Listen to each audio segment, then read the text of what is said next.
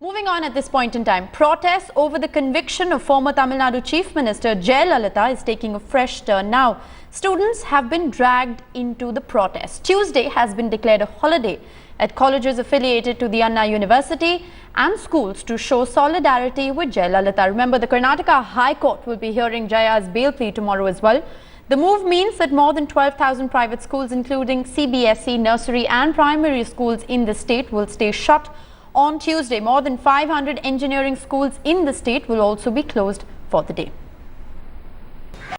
While protests over the conviction of former Tamil Nadu Chief Minister Jayalalitha has taken a fresh turn, students have now been dragged into the protest. Tomorrow, schools and colleges across the state of Tamil Nadu will in fact remain shut to show solidarity with former Chief Minister Jayalalitha. 4,500 schools and over 170 engineering colleges that are in fact affiliated to the Anna University are likely to remain shut as a mark of protest against the High Court verdict against former Chief Minister Jayalalitha. Of course, this raises huge questions of whether closing educational institutions for political protest is in fact justified. Also raises questions on the legality of such a move. Many believe that this is in fact a dangerous trend. Politics is in fact clouding over educational institutions. Schools and colleges have been closed to mark Durga Puja, were in fact supposed to open tomorrow. And now, as a mark of protest against the High Court verdict, schools and colleges will in fact remain shut. My colleague Shrisha Reddy is joining me live from Chennai. Shrisha, educational institutions will remain shut as a mark of political protest. How are students and teachers responding to this move? Well, Rishika, this has got a sharp criticism from all quarters, including the political parties, including the educationists, to parents and students. They all have been giving a sharp criticism on this note, because this is something which is in the court's hands, and how can someone protest or even express solidarity with the former Chief Minister of the state, because we have been seeing protests in the past from September 27th onwards, political parties protesting, that is the AIADMK members, MPs and MLAs protesting, but this time they're involving students also to protest.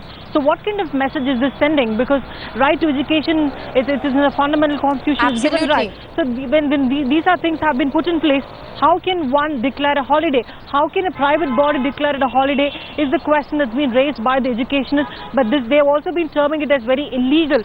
And also a statement has been sent out by the Common School Platform for Education. They have also said very critical that this cannot be done and this should be scrapped as it's illegal.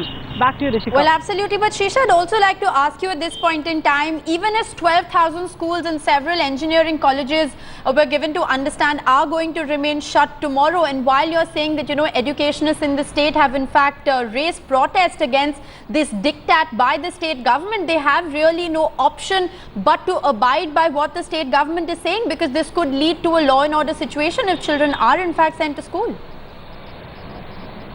Well, exactly, Rishika. This will lead to a law and order situation if the schools or the colleges are not going to abide by what this federation has come out with. But again, as the top body decides to do something, then the others always follow suit. And this also, the federation, the private school federation, is someone who has sent out the statement. And most of the schools and the educationists, they themselves don't know which private body is affiliated to which institution. So once these private bodies have declared something, so that's when the schools, or be it any private institutions, go by whatever this says. And this federation, which also has affiliation to a lot of CBSE schools, matriculation, nursery, all the schools are going to remain shut tomorrow, which is actually sending a strong negative message, is what the educationists say. Well, absolutely. Even as educationists protest that diktat of the state government, they have really no option. Clearly, the state government, they're holding the future of children hostage for political gains. This is not going to go down very well with the people of Tamil Nadu. Thanks, Shrisha, for joining us with that update. We, of course, are going to continue to track developments